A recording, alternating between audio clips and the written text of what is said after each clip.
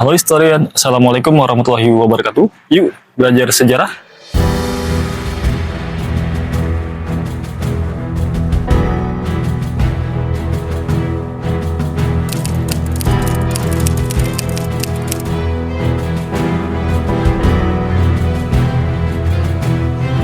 Pada video yang lalu kita pernah membahas BUMN atau Badan Usaha Milik Negara yang didirikan pada zaman kolonialisme Belanda. Salah satunya yaitu Bank Indonesia. Menurut sejarahnya, Bank Indonesia dulu bernama The Javase Bank. Nah, saat ini saya sedang berada di Museum Bank Indonesia yang dulu adalah kantor dari The Javase Bank. Nah, kita bisa lihat di sini The Javase Bank yang berlokasi sekitar 180 km dari stasiun Jakarta Kota. Nah, pada kesempatan kali ini saya akan mengajak historian untuk kita berkeliling ke Museum Bank Indonesia ini. Kita akan melihat bagaimana sejarah dari Bank Indonesia atau dulu The Javase Bank. Mau tahu lebih lanjut? Yuk tonton video ini sampai selesai. Tapi sebelum itu, buat yang belum subscribe, jangan lupa subscribe dan share video ini ke teman-teman kalian.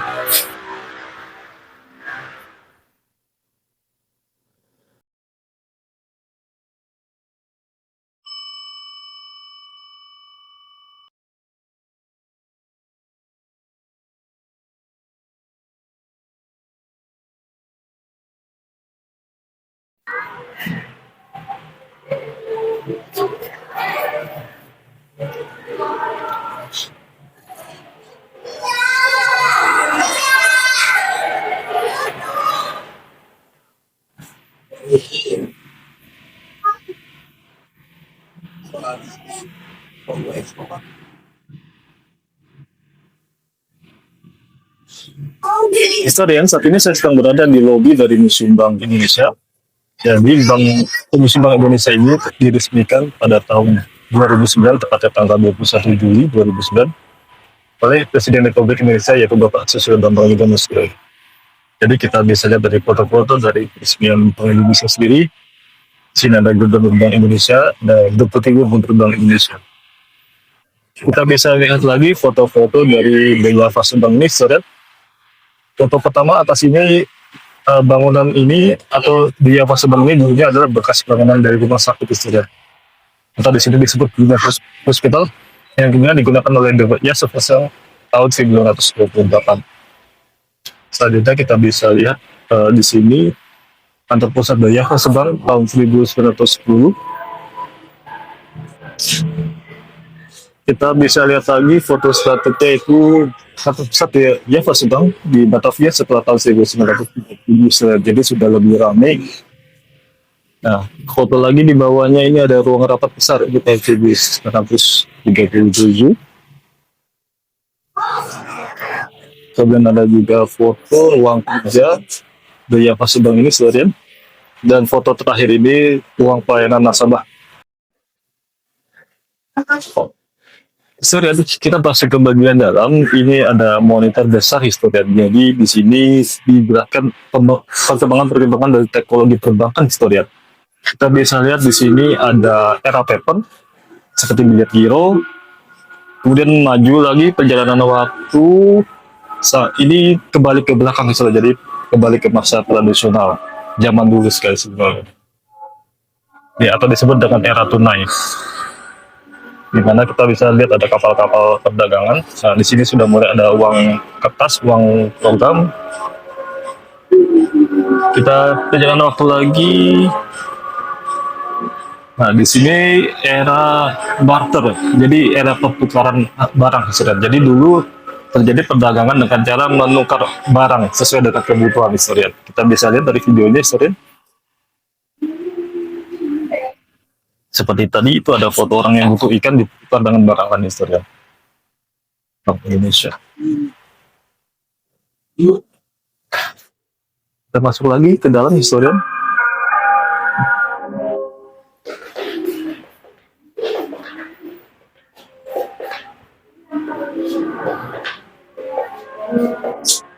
Rupanya museum ini sangat canggih, historian. Jadi kita bisa dengan teknologi yang cukup menarik, historian, untuk kita kunjungi.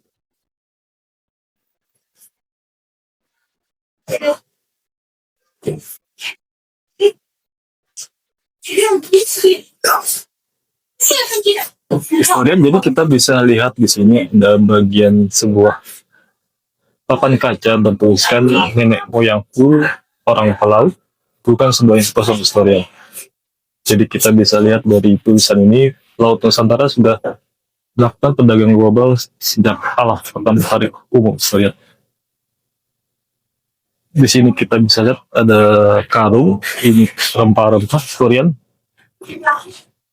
Di sini juga kita bisa melihat diorama dari perdagangan rempah-rempah yang terjadi di Nusantara historian. Nah, di sini ada kata sini bertuliskan juga rempah-rempah Nusantara sudah populer sejak ribuan tahun silam.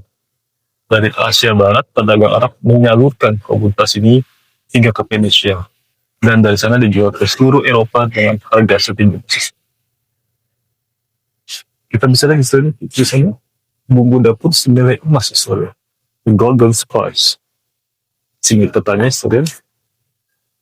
Di sini kita lihat ada patung seperti sedang melakukan transaksi perdagangan.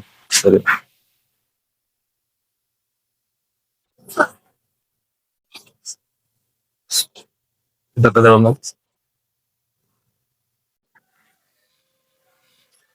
Sorry, kita bisa melihat lagi ada sebuah tulisan di sini satu karung merica berapa budak. How many slaves for a sack of paper? Nah, jadi di sini Asia Tenggara adalah wilayah perdagangan yang sangat ramai historia. Rempah, porselen, sutra sampai budak Zangli dari Afrika diperdagangkan di sini historia. Nah, ini di sini dijelaskan lagi alat tukar yang dipakai adalah kerang, manik-manik, moko atau genderang dan bencong atau cangkul bermata dua historia. Nah, kita bisa lihat juga ke sini. Di sini ada rempah-rempah sekalian. Di sini kita bisa lihat pertama nih ada cengkeh atau cloves. Jadi cengkeh ini digunakan dalam Ayurveda yang disebut lavang di India, saudara. Di sini kita bisa lihat juga ada palak dan furi. Ini di sini ada palak, saudara. Nah, kemudian kita ke sini lagi ada lada, ya. Lada dan terakhir di ujungnya itu ada kayu manis atau cinnamon.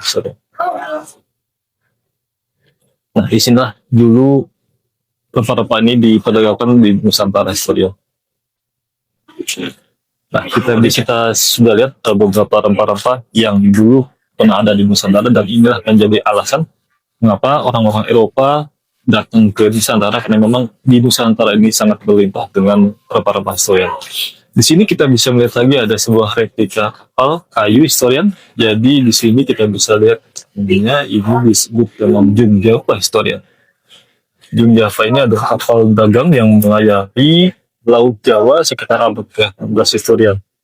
Kapal ini sangat tangguh historian karena sudah berhasil mengarungi samudra sampai ke Madagaskar di Afrika. Jung ini semuanya punah yang ada di Jakarta khususnya karena dibakar oleh VOC pada tahun 1618, 1628 dan 1629 Serin. Nah, jadi beginilah kira-kira sejarah dari kapal kayu atau Jung Java ini.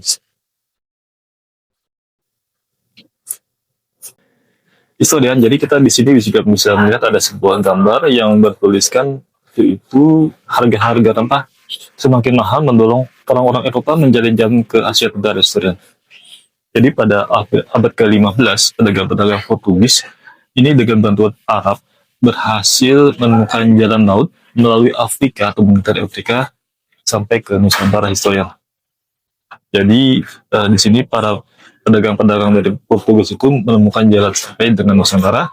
Seperti disebutkan di sini pada abad ke-17 mereka sudah sampai ke Banten historian. Jadi Banten pada waktu itu sudah menjadi kota pelabuhannya sudah besar atau kosmopolitan historian. Kita bisa lihat di sini ada foto-foto dari tokoh-tokoh pelayaran terkenal historian seperti Marco Polo. Di sini ada Laksamana Chego, ada juga Juan Sebastian Elcano, ada Alfonso de Albuquerque. Di sini juga ada Cornelis Hotman dan terakhir Sir Henry Middleton dari Inggris.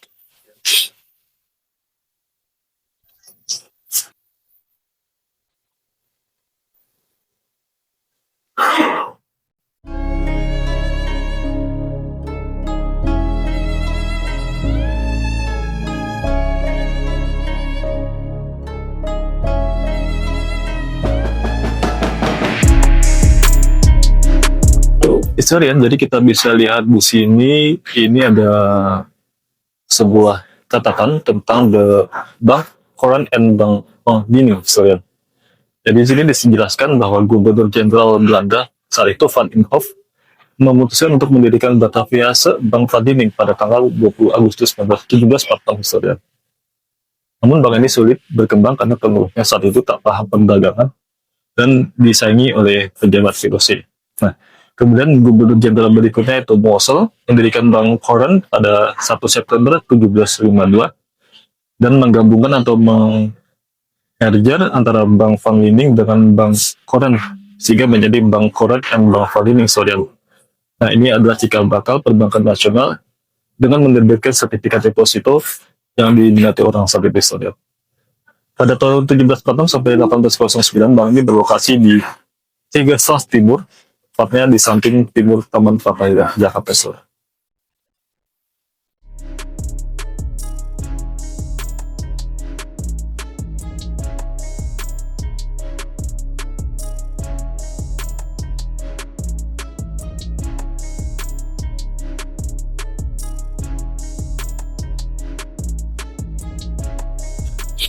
Historia di sini kita akan membaca lagi sebuah catatan sejarah, yaitu makin maju makin serakah menjajah. Nah, waktu itu terjadi revolusi industri di Eropa, historia. Nah, setelah abad 18 atau setelah revolusi industri, persaingan politik antar negara-negara Eropa itu memicu perlombaan mencari daerah jajah baru, historia. Jadi negara-negara Eropa saat itu membutuhkan pasar baru, bahan mentah baru, monopoli perdagangan dan akumulasi modal untuk investasi baru, historian. Nah, kita bisa lihat di sini ada Belanda. Belanda itu saat itu membutuhkan rempah-rempah, historian, seperti pala, fuli, kayu manis, cengkeh. Kemudian juga ada hasil perkebunan seperti kopi, teh, karet, gula, dan kina. Dan hasil pertambangannya di Belanda itu butuh batu bara, timah, tekstil, dan sutra, historian. Kita kembali ke sebelahnya, historia. Di sini ada Great Britain atau Britania Raya, historia, atau sekarang kita sebut dengan Inggris, historia. Inggris ini membutuhkan hasil pertambangan, historia, seperti timah, batu bara, tembaga, emas, intan. Kemudian juga butuh bahan pangan seperti gandum, beras, dan pisang. Ada juga di sini hasil perkebunan, mereka butuh gula, teh, kopi, tembakau, dan opium. Kemudian juga untuk produk industrinya seperti kapas, karet, biji rami, dan minyak kelapa, historian. Kita ke sebelahnya itu Prancis, historian. Prancis itu butuh hasil pertambangan seperti tembaga, grafit, nikel, dan kromium. Kemudian juga hasil perkebunan seperti gula, kopi, teh, coklat, pisang, dan beras. Kemudian juga ada hasil perkebunan atau produk industri seperti kayu, minyak kelapa, cendana, kopra, tembakau, kapas, nila, kemudian sutra, tekstil, mutiara, dan benih, historian. Nah, jadi revolusi industri ini menumbuhkan persaingan antara negara-negara Eropa untuk mereka memutuskan mencari jajahan-jajahan baru, historian, termasuk di Nusantara, historian. Nah, di Hindia Belanda sendiri, penguasa memberlakukan tanam paksa saat itu, historian, di Nusantara. Sistem yang ini menguntungkan, justru mengundang kecaman di dalam negeri, dan makanya Belanda waktu itu melakukan politik etis khususnya di Indonesia, historian. Nah, dari politik etis inilah muncullah pergerakan-pergerakan menuju kemerdekaan Indonesia, historian.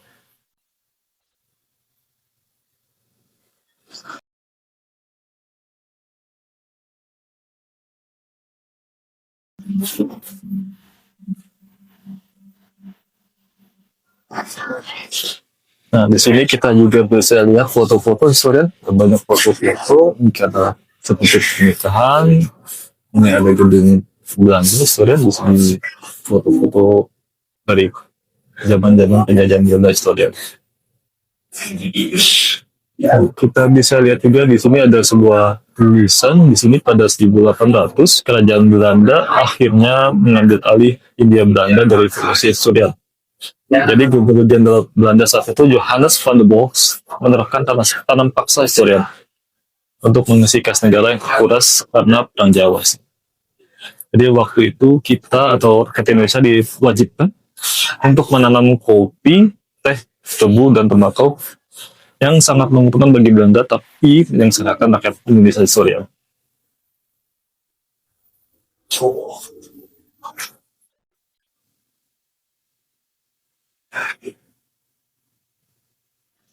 Di sini kita bisa lihat juga di sini ada tulisan masa pendudukan Jepang Victoria.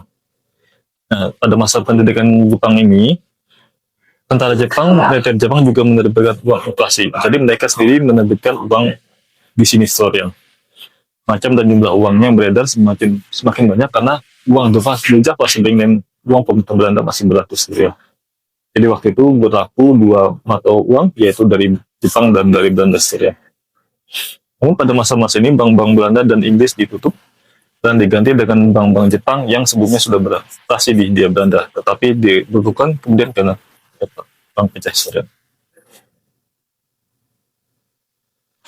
Nah, di sini ada tulisan lagi proklamasi. Jadi proklamasi kemerdekaan kita tanggal 17 Agustus 1945.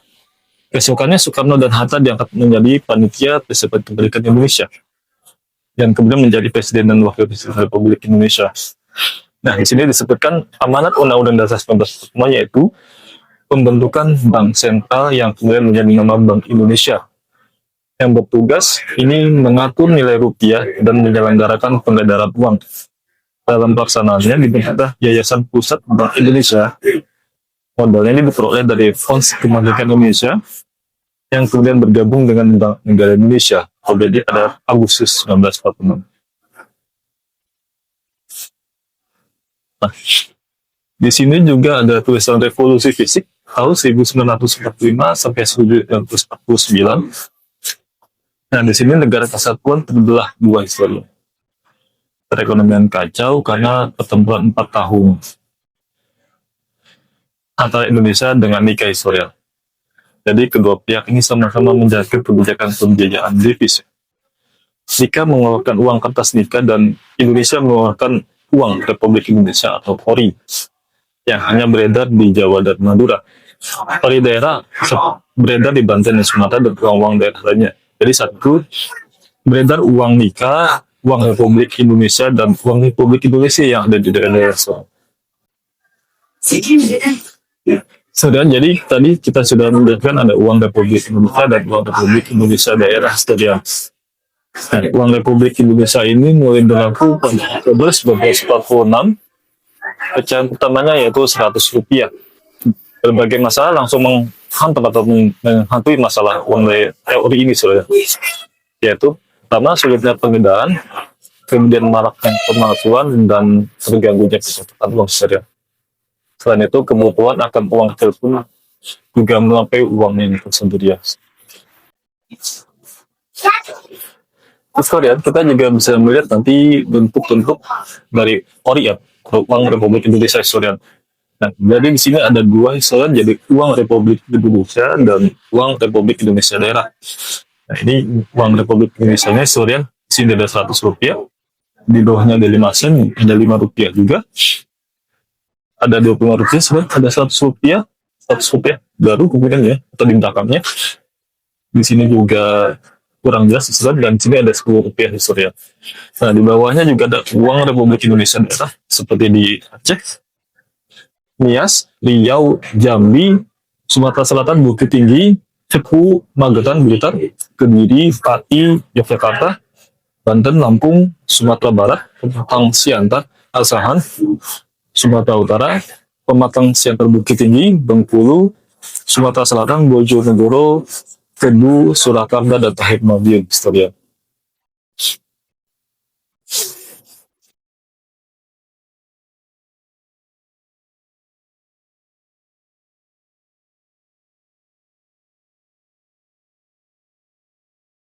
Istilahnya kita melihat sebuah bagian di sini yaitu sejarah lahirnya Bank Indonesia. Di sini ada timeline yang menggambarkan dari sejarah dari Bank Indonesia itu sendiri. Yang pertama kita bisa lihat di sini tahun 1828. Di sini ditetapkan pendirian Daya Pasemban berdiri atas perintah Raja William I. Waktu itu karena solusi permasalahan ekonomi di Hindia Belanda setelah kebangkrutan dari VOC Surian. Nah, kita ke bawah lagi di sini 1828 sampai 1942. Nah, di sini Daya Pasemban berfungsi sebagai bank sirkulasi di wilayah Hindia Belanda. Daya Pasemban saat itu kantor cabangnya tersebar di 22 kota di Hindia Belanda, 10 kantor di Jawa, 8 di Sumatera, 2 di Kalimantan, dan 2 di Sulawesi Selatan. Kita ke tahun 1942, di sini pendudukan Jepang, di mana saat itu Jepang masuk ke Indonesia tahun 1942. Kemudian tahun 1945, tanggal 17 Agustus 1945, kita memproklamasikan kemerdekaan Indonesia. Namun saat itu Belanda tidak mengakui kemerdekaan Indonesia, dan mereka mengedarkan mata uang Nika yang juga dikenal dengan uang merah Soviet. Nah, kita kemudian ke tahun 1949, di sini terjadi konversi meja bundar di Soviet. Kita ke bawah lagi, tahun 1991 ini usulan dari Menteri Keuangan Indonesia saat itu yaitu Yusuf Wibisono. Beliau mengusulkan untuk menasionalisasi Daya Pasemban. Dan ini juga sejalan dengan ide dari Bung Hatta bahwa kita membutuhkan bank sentral untuk kedaulatan ekonomi. Kemudian proses nasionalisasi Daya Pasemban ini terjadi dari tahun 1951 sampai 1953 Soviet. Nah, di sini tahun 1951 di sini pemerintah Indonesia membentuk panitia nasionalisasi Daya Pasemban Soviet. Kita ke bawah lagi tahun 1953, di sini disebutkan tanggal 30 Juni 1953 Daya Pasemban dibubarkan. Dan kita ke atas lagi tanggal 1 Juli 1953 Indonesia mendirikan Bank Indonesia, ditetapkan sebagai Bank Sentral Republik Indonesia dengan gubernur pertamanya saat itu yaitu Bapak Syafruddin Prawira Negara. Dan ini foto dari gubernur Bank Indonesia pertama yaitu Syafruddin Prawira Negara. Kita lihat juga di sini ada metamorfosa logo Bank Indonesia Historia atau Daya Pasemban dulunya. Nah, ini disebutkan tahun 1870-an logo Daya Pasemban pertama. Kemudian tahun 1918 kita lewat lagi ke 1930, 1930 juga. Walaupun satu tahunnya sama, tapi sudah beberapa kali terjadi perubahan logo, ya kan? Di sini juga tahun 1948 sudah berubah logo lagi. 1950, 1952, 1960, 1973 ini sudah menjadi Bank Indonesia. Dan di sini juga 1979 sudah Bank Indonesia. 1990, 1998, dan ini logo terakhir di tahun 2000 sampai sekarang. Ya.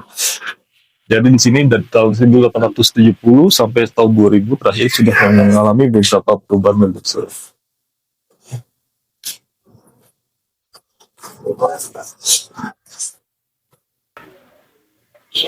Kemudian kita di sini bisa lihat ada sebuah ruangan yang berisi diorama yang terdiri dari 3 orang historian. Di sini di bagian kacanya kita bisa lihat ada sebuah tulisan di sini pada tahun 1824. Pemerintah kolonial Belanda membentuk Nederlandse Handelsmaatschappai. Jadi NHM ini untuk menangani ekspor hasil bumi dari Hindia Belanda historian. Kita bisa lihat di sini aktivitas dari NHM itu sendiri historian. Ada 3 orang dan di sini ada sebuah berangkas yang cukup besar historian.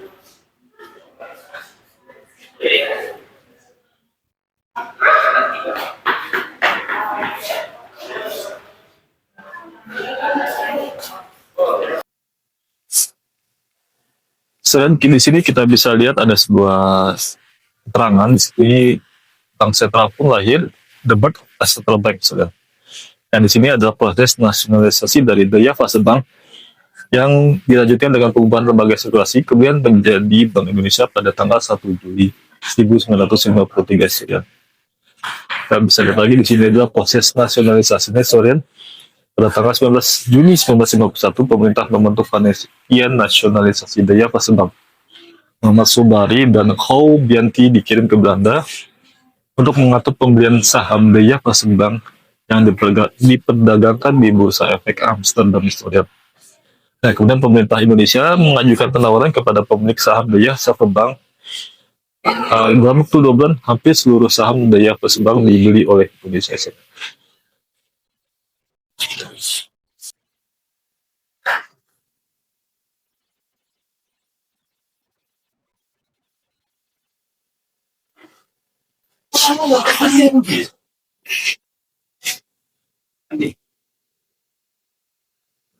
Di sini kita bisa lihat juga historian di tahun 1953 sampai 1969 historian. Jadi ketika Bank Indonesia terbentuk historian, ya, di sini sebelum BI berdiri pada tanggal 1 Juli 1953, clearing antar bank dilakukan oleh Daya Persembang historian. Jika peserta clearing saat itu dibedakan antara bank clearing dengan sub clearance. Di sini ada proses-proses transaksi perbankan melalui clearing historian. Di sini juga kita bisa lihat ada tahun 1993 ini pengedaran uang kertas Bank Indonesia untuk pertama kali historian. Nah, kemudian tahun 1995 terjadi konferensi Asia Afrika. Tahun 1996 ini pembatalan sepihak perjanjian konversi meja bundar oleh Indonesia. Tahun 1957 ini terjadi pemberontakan Permesta. Dan tahun 1958 ini PRRI membentuk pemerintahan di Bukit Tinggi.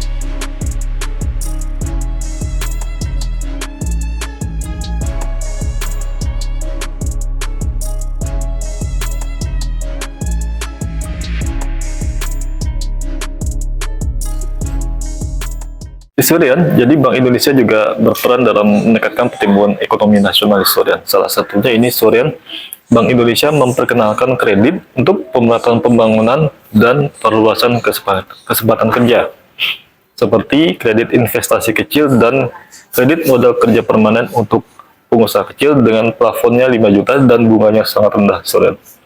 Kita ke bagian sini juga Bank Indonesia juga memberdayakan bank-bank pemerintah melalui kredit, yaitu kredit likuiditas Bank Indonesia.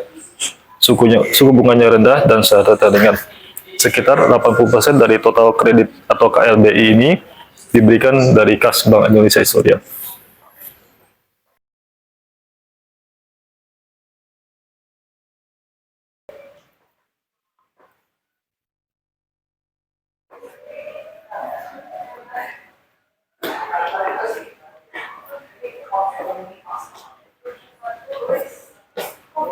Historian, ini kita masuk ke dalam suasana ketika Indonesia mengalami krisis ekonomi historian tahun 1997 sampai 1998. Nah, jadi di sini disebutkan rupiah itu sempat terjun bebas historian.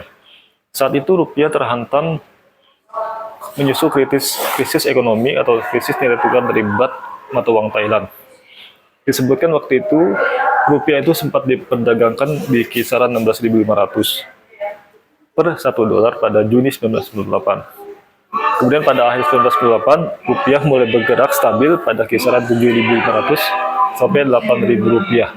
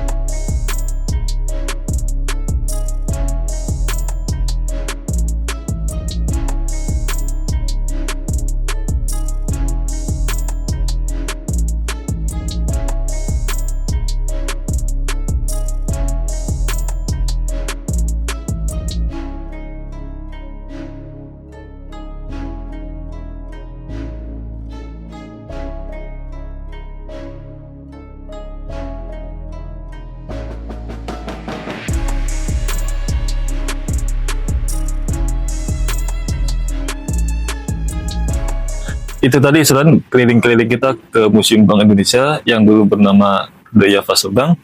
Namun sayangnya saat ini kita belum bisa berkeliling secara keseluruhan dari gedung museum ini karena pertama sangat luas dan juga karena keterbatasan waktu. Next time apabila ada kesempatan kembali, kita akan mencoba berkeliling lagi ke Museum Bank Indonesia ini. Kita eksplor lagi sejarah-sejarah mengenai Bank Indonesia melalui Museum Bank Indonesia ini, Suran. Dan semoga ini bisa menjadi sebuah tujuan wisata historian yang akan berkeliling ke kawasan Jakarta Kota. Jadi sembari jalan-jalan, refreshing, historian juga bisa berkeliling ke Museum Bank Indonesia ini sembari menambah wawasan sejarah Indonesia historian. Semoga video ini bermanfaat dan menambah wawasan kita tentang sejarah Indonesia, karena sejarah adalah guru kehidupan. Sampai jumpa di video selanjutnya.